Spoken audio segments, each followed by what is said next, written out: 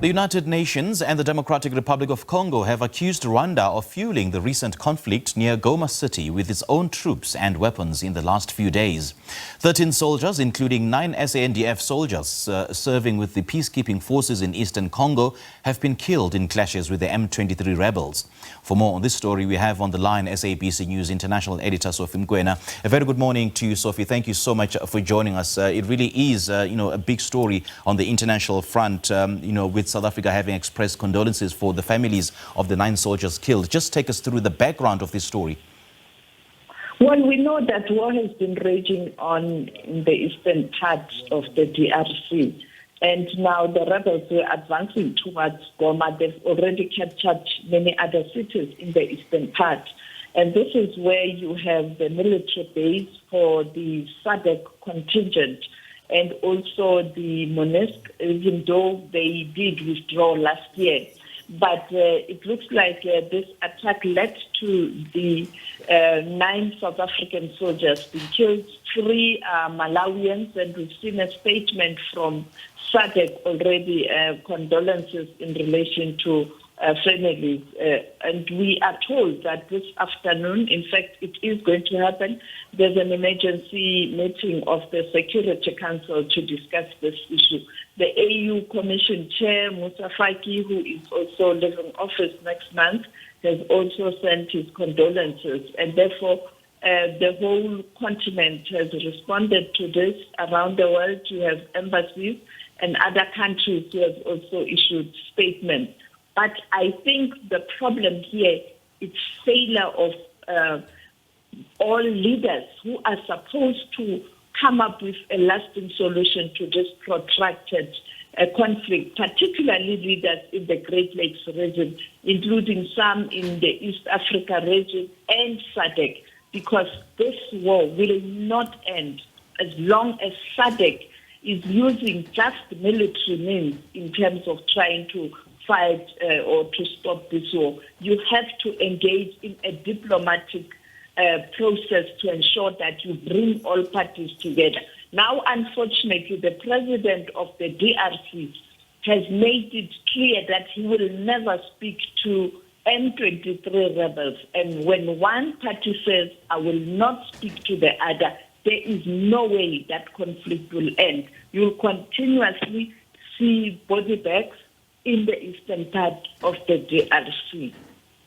And as you just said, Sophie, that the Congolese president said he would never speak to the rebels. Now, the M23 rebels, on the other hand, has called on the Congolese troops in Goma to surrender to avoid bloodshed. So just considering this conflict, what's the likelihood of the escalation of this war?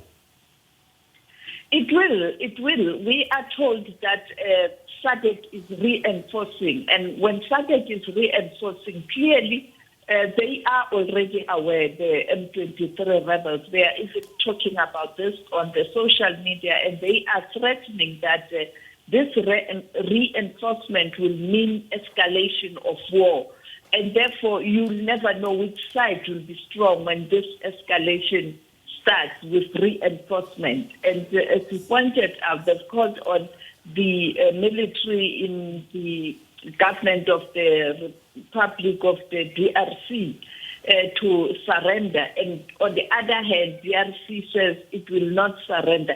And therefore, you can see that there's a stalemate. And I think the meeting of the Security Council will not even help, because you know that it was the very same Tshisekedi who decided that MONUSCO must pull out of the area because they are not protecting people. And for I don't even know what is the Security Council going to say, because it will just be a condemnation, no action, because there was a clear instruction by the president of the DRC that those UN forces must pull out of that area, and they've done just that. You have only few of them. And therefore, the SADC contingent is the only force that is more capacitated, better experience to try and repel M23 rebels. But the terrain is very, very difficult.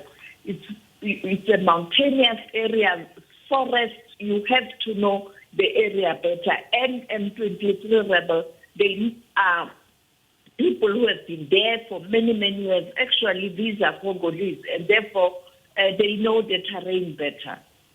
You know, the claims by the DRC that neighboring Rwanda is actually supporting the M23 rebels and is actually behind the rebellion in Goma are not new. You know, they've always been making those claims, and not much has been heard from Rwanda with regards to those claims. So has there been any investigation around this, especially by the regional bodies, SADC and the African Union?